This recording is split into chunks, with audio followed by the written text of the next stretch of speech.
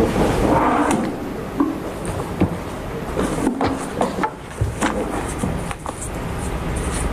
morning, Your Honor, and may it please the court. My name is Uzoman Kwanta, and I'm appearing on behalf of plaintiffs, Democratic Party of Georgia, DSCC, and Warnock for Georgia. Your Honor, this case presents a straightforward statutory interpretation question, as you noted earlier.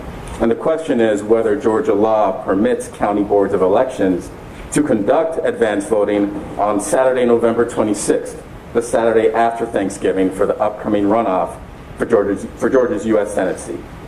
Up until last week, the general understanding among Georgia voters and county boards of elections, including the secretary even, was that the law does permit voting on the Saturday following a holiday in advance of a runoff. Following the 2020 general election, in advance of the January 2021 runoff, the Georgia voters in multiple counties conducted advance voting on December 26th, the Saturday following a holiday, December 25th. The Secretary did not object to that. Just last week, the Secretary appeared on national television and stated and acknowledged that counties may provide advance voting on Saturday, November 26th, Saturday after Thanksgiving, for the runoff. And on the same day, the Secretary's chief operating officer echoed the same sentiments. Then, as runoff voting drew closer, the Secretary issued a bulletin that said just the opposite, that counties were precluded from offering early voting for the runoff on the Saturday after the holiday. So what changed? This last-minute reversal is not just wrong on the law, but it also implicates the most fundamental right in our democracy. And that is relevant to how this court should interpret the statute as well. The right to participate in our political process and to utilize the voting procedures that the legislature has expressly made available so that voters have ample opportunity to exercise their right to vote. So I want to turn directly to the statutory language that governs the issue here, and that's specifically OCGA 21-2-385D. And I'd like to direct the court to Exhibit 8. Give me 1 second.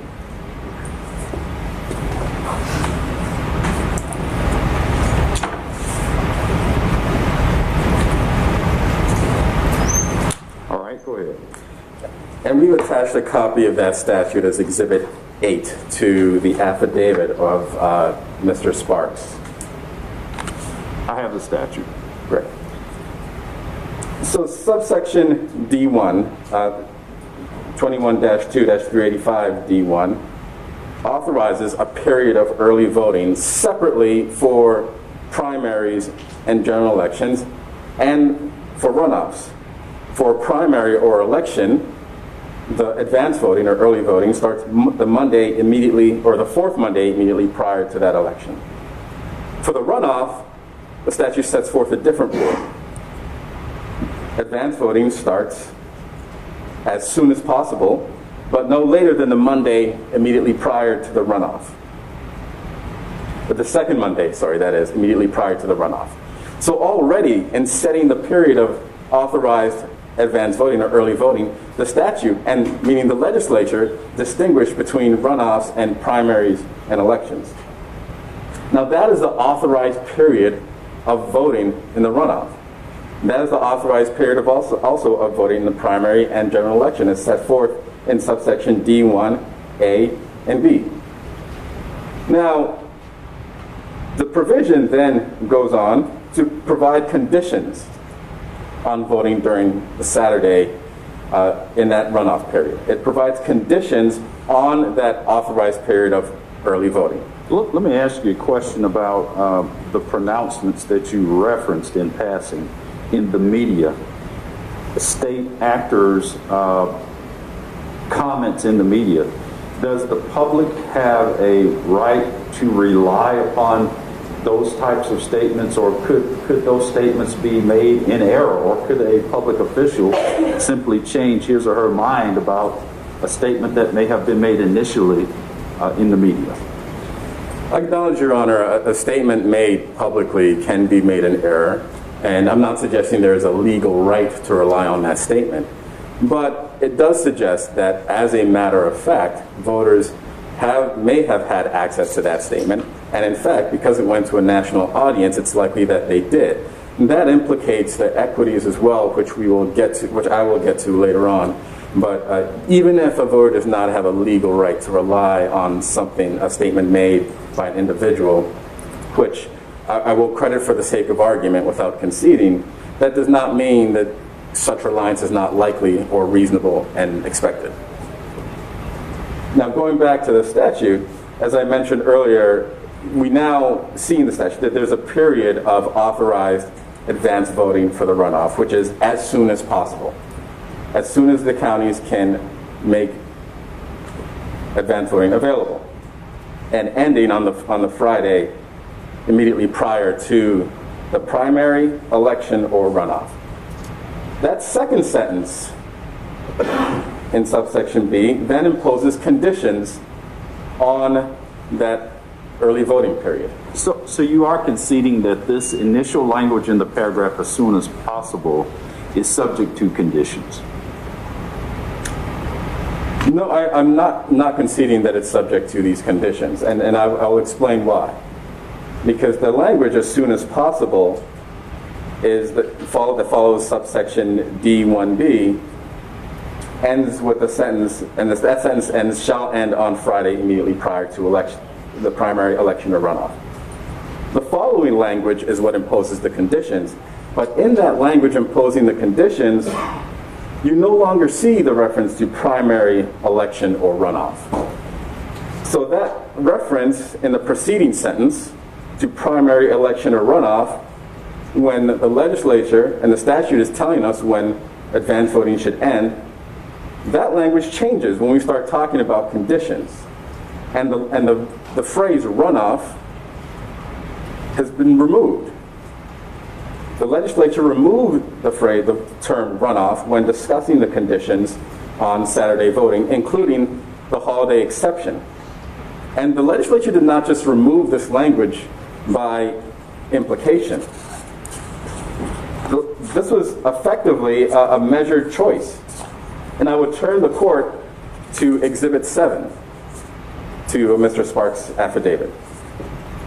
Exhibit 7 is HB 68, the bill passed by the legislature in 2017, which amended Section 385D to eliminate the word runoff from the conditions on Saturday voting. And if you look at that bill, and specifically I'll direct you to line 579 on page 17 of that bill, the only change the legislature made was to strike the word runoff from those conditions that appear in the second sentence. In other words, the legislature set out to revise the period for certain advance voting. That was the goal of the bill, to revise the period for certain advance voting. That appears in line 13 of the preamble on page 1 of that bill on Exhibit 7. And then in order to revise the period of advance voting, the only thing the legislature changed in subsection 385D was to strike the word runoff from those conditions. So by striking the word runoff, that is the clearest demonstration of legislative intent, that the conditions on Saturday voting, that the holiday exception, and everything else that goes along with it does not apply to runoffs, applies only to general elections and to primaries. Now, this interpretation not only is consistent throughout that provision, but it has also been adopted by another court. In 2020, the plaintiffs filed suit against the county board in Houston County, seeking to mandate Saturday voting in advance of the runoff, in advance of the 2021 runoff. And the mandate for Saturday voting also appears within those conditions that I just mentioned. On Section 385, the conditions to Saturday voting and the conditions to runoff voting, that mandate appears in those conditions. And the Houston County Superior Court rejected that argument. The court said this section clearly delineates primary, election, and runoff with specific language for each. And this order is in Exhibit 9 of Mr. Sparks' affidavit. Now, in finding that the provision of Section 385 did not mandate Saturday voting, the court effectively held that provision did not apply to runoffs. And what we have here is we have defendants and interveners who seek to interpret that provision in a way that gives the term primary and election multiple meanings all within the same sentence. They want to cherry pick that provision such that the mandatory Saturday voting does not apply, like the Houston County Superior Court says, but somehow the conditions on mandatory voting do apply. In other words, is it important that the legislature at some point earlier made a distinction between three types of elections? Why is that important? That is important because in Section 385, only two types of elections have been made subject to the conditions and the holiday exception. In other words, the holiday exception to Saturday voting in Section 385 has been tied to the primary or the election, and has not been tied to the runoff. And it's well settled under rules of statutory interpretation that when the legislature excludes language, specifically excludes language, and it does so intentionally. Are these three categories of elections ever used interchangeably? Yes. In some statutes, they are used interchangeably. In some statutes, there's a reference to primary and election that assumes that it also applies to a runoff. But Section 385 is not one of them. There have been a number of enactments in the election code. There are a number of bills that contribute to the election code over time. And it would not surprise me if some of those bills and some of those provisions do reference primaries and elections in a way that it's supposed to include runoffs. But the legislature made a considered choice here to not lump primaries, elections, and runoffs together. And the reason the legislature made that choice is because there are different rules that apply to each. There are different periods and different windows of advanced voting that apply to each. So how can it be that the legislature distinguished the amount of time that voters have to participate in advanced voting for runoffs and distinguish that from primaries and elections, and yet, as defendants suggest, that distinction is meaningless? The plain language of 385D makes clear that that distinction is meaningful and is determinative, because that's what determines how many days of advanced voting voters will have access to in the runoff, which is quite different than the number of days voters have access to for primaries and the general election. So, as I've demonstrated, and as the statutory language demonstrates, the distinction between primary, election, and runoff is material in Section 385D, and it is intentional, as demonstrated by HB 268, which, again, the sole change, the only change the legislature made in that bill was to strike the word runoff. The legislature targeted the word runoff with precision in order to make clear that the conditions on Saturday voting and the conditions on voting after holidays and the holiday exception in general did not apply to runoffs. And it makes sense why that would be the case here, because the legislature has significantly compressed the amount of time available for runoffs. If these conditions, if these additional conditions were to apply here, then you might not have weekend voting at all, or weekend voting might be limited to just the Sunday before the runoff. In other words, the distinction between runoffs and general elections and primaries that's reflected in Section 385, that distinction is consistent with the legislature's instruction that advance voting must occur as soon as possible. The legislature did not set a date for when advance voting should occur, rather as soon as possible. And that explains the distinction between runoffs, primaries, and elections, and so does the legislature's considered actions in HB 268.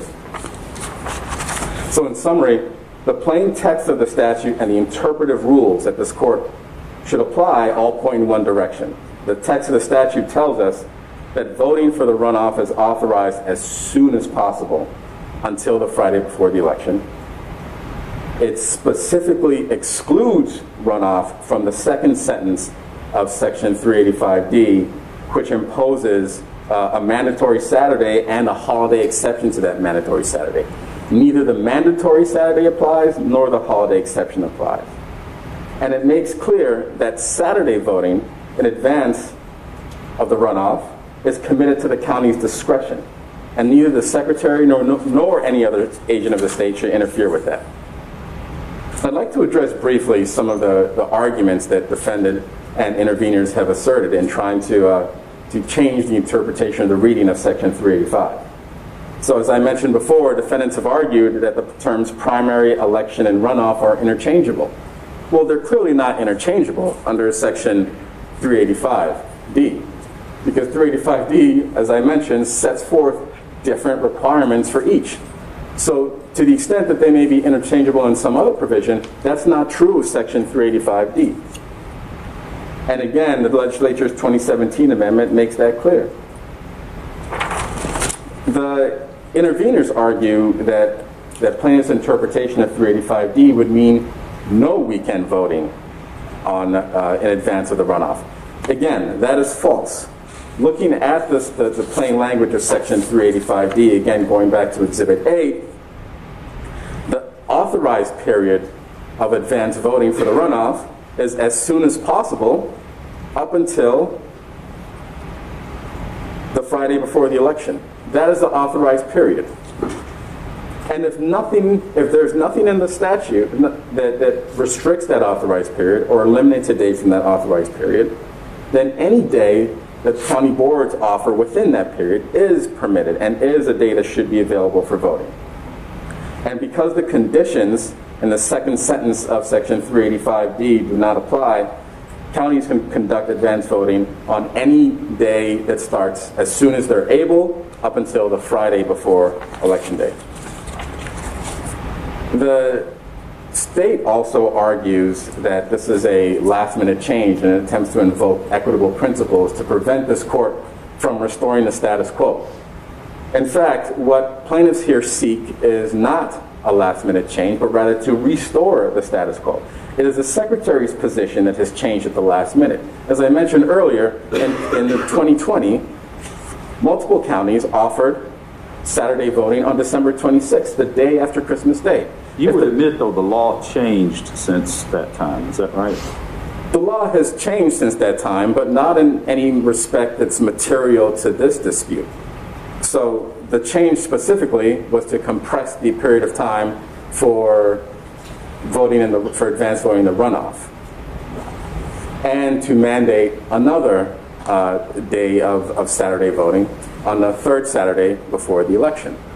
But the provision, the holiday exception, applied in 2020 just as it does now. So in other words, the previous version of the statute, and I believe that we reflected this in Exhibit 10 of Mr. Sparks' affidavit, the prior version of the statute also precluded voting, or also purported to preclude voting or advance voting on the Saturday immediately following a holiday that landed on Thursday or Friday. And that would have been the case in 2020. December 26th, 2020 fell on a Saturday immediately after December 25th, which is a holiday.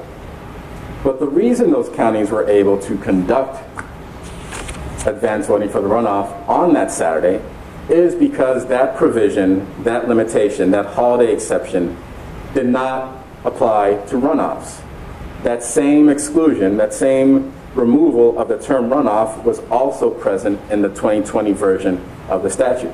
And that's also the reason why the Houston County Superior Court stated that the statute, again, the Houston County Superior Court was interpreting the 2020 version of the statute.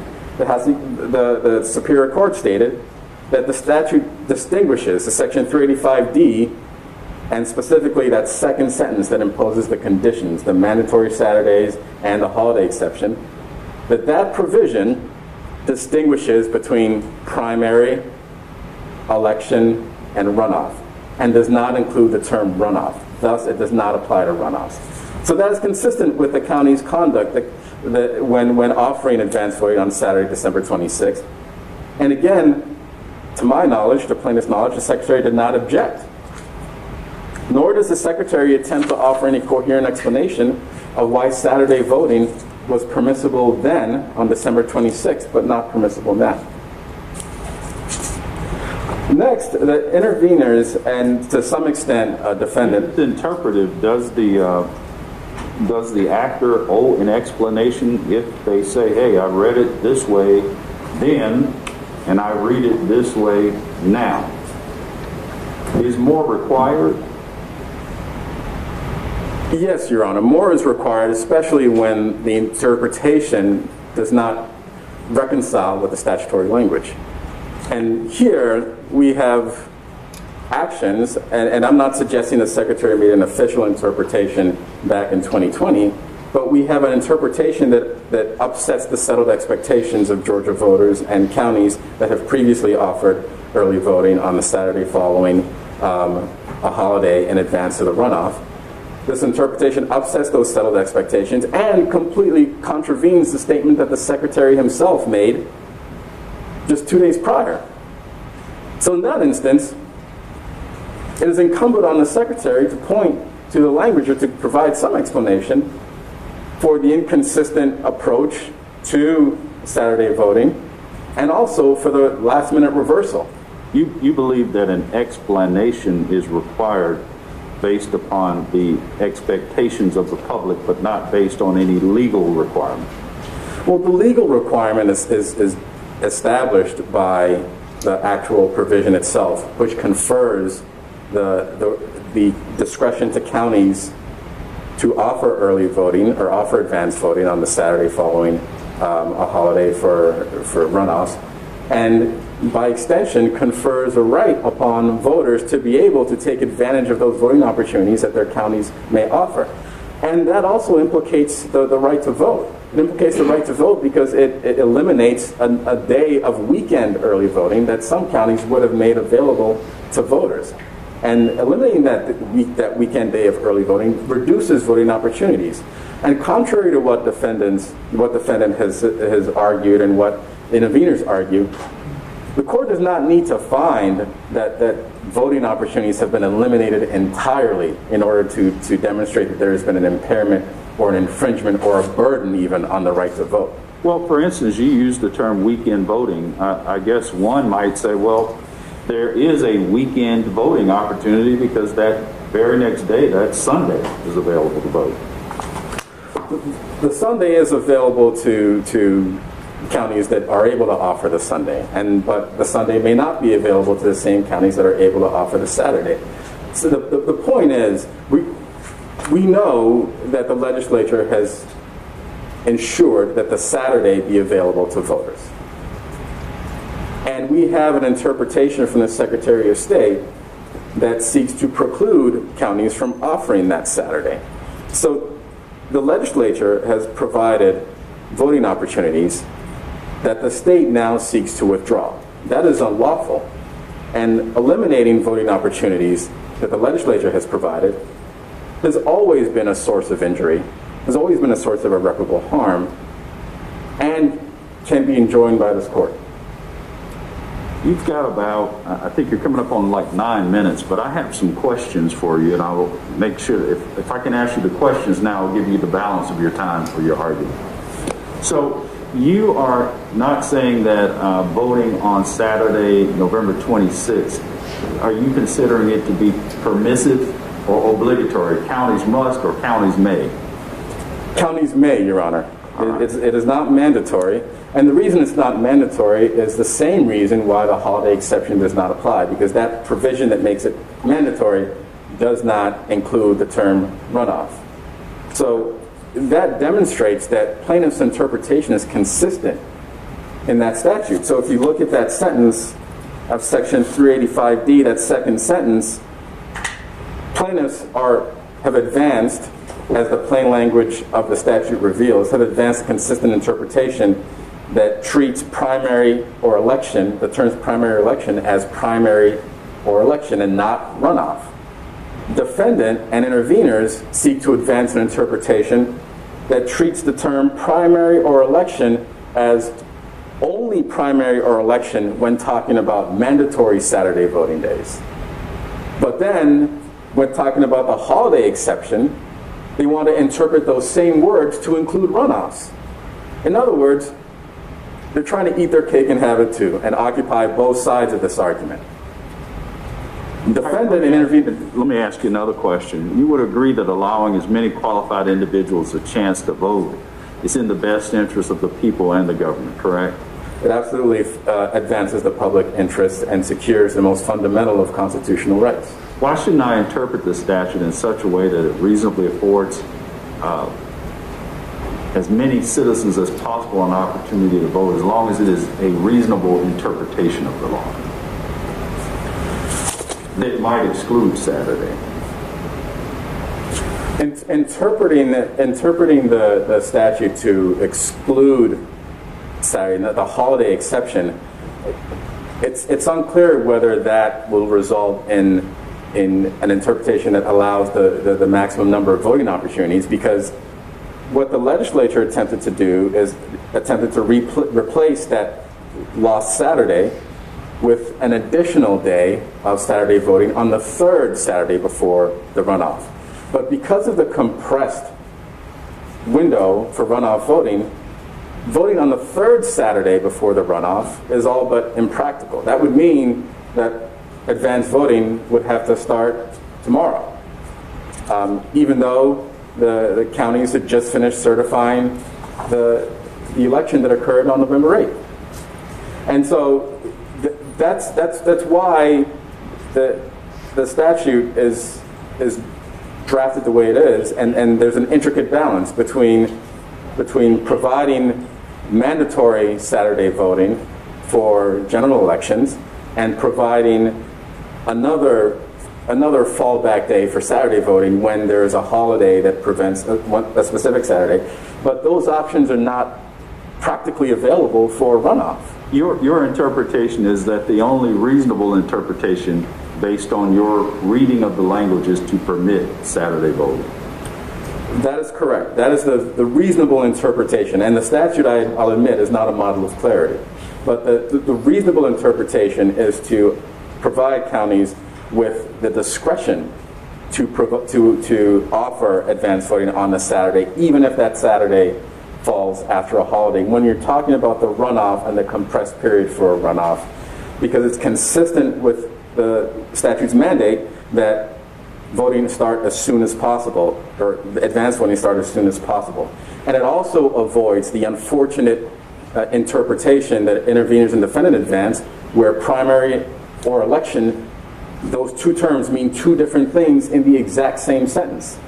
Plaintiff's interpretation would interpret primary or election to mean the same thing in that sentence beginning with voting shall be conducted, and the conditions that are imposed by that sentence, both the mandatory Saturday requirement and the holiday exception, apply to general elections and primaries, but not to the runoff. All right, anything else? We've got about 3 or 4 minutes. Sure, yes, Your Honor, thank you. And I'd like to address briefly an additional argument that defendants and interveners have raised. And this, in their briefs, they suggest that the interest in uniformity somehow compels a conclusion here, or compels their reading of the statute. And that fundamentally misunderstands the advanced voting framework. It's true that some counties, if the court were to find that advanced voting on Saturday the 26th was permitted, it's true that some counties will offer advanced voting on that Saturday, and some counties will not. But that outcome is precisely what the legislature contemplated. In other words, the fact that some counties would take advantage of it and others won't, the legislature contemplated exactly that when, instead of providing a date certain for all advance voting to occur before the runoff, it stated instead that advance voting may occur as soon as, or must occur as soon as possible. As soon as possible for one county will mean something different for another county, and the legislature was well aware of that. And that was true in 2020 as well. All counties did not start advance voting for the runoff on at the same day. So the interest in uniformity has never animated the interpretation of this statute. It is not in the interest of uniformity to eliminate a Saturday that the legislature has provided, and rather it is within this court's authority and within the public interest to recognize and to enforce the legislature's measured choice. And the legislature opted for flexibility. And that's the only thing that this court's order would mandate, that the counties retain that flexibility and retain that authority. And it's interesting because intervener's brief gives the game away by arguing that Republican counties, as they describe them, may not be able to staff early voting sites on Saturday. And that's why it's discretionary and not mandatory. And even when there is a disparity between counties offering advance voting, in the voting context, it is no answer to retreat to the lowest baseline. That would enshrine whichever procedure offers the least amount of voting possible, and it undermines the confidence in the electoral process. So going back to what Your Honor mentioned earlier, the answer here should be to allow counties to provide more voting when they are able, because that is what Section 385D contemplates. And I'll conclude by addressing a couple of other points quickly that the defendants and interveners raised. First, they suggest that the parties have not identified any irreparable harm. That is incorrect. Foreclosing voting opportunities has always been considered irreparable harm. That has been settled law among courts around the country, even when it does not eliminate the right to vote entirely. And actions that impair an organization's efforts to achieve its mission, or to achieve a specific outcome for which the organization was constituted, that is also irreparable harm. And plaintiffs have demonstrated that through the affidavits that they have provided to this court. And lastly, the defendants suggest that the legislature intended to provide holidays off, and that's the reason why this holiday exception should apply to runoffs. Well, that's not exactly true when you look at the statute itself, because the statute mandates the voting on the third Saturday before the election, regardless of whether it falls right after a holiday or right before a holiday. And there's certainly nothing wrong with the sentiment, but some of these counties, including Fulton, DeKalb, Cobb, the counties that we've identified and we provided copies of their meeting minutes, these counties have determined that in these circumstances, in the interest of ensuring that citizens have sufficient opportunities to participate in the political process, that having a Saturday off must yield to the right to vote. And under the plain language of Section 385, that is their choice to make. The Secretary misinterpreted that law, and its directive should never have been issued. And lastly, with respect to the jurisdictional argument that defendants raised, that argument is flawed because there is no jurisdictional issue here. Not only does plaintiff's complaint seek declaratory relief, which is what defendants suggest we have not sought, but plaintiff's motion for TRO and for interlocutory injunction also seeks declaratory relief as well as injunctive relief. And the Constitution is clear that sovereign immunity is waived so that a court awarding declaratory relief may then award an injunction to enforce its judgment. All right. Thank you, Your Honor.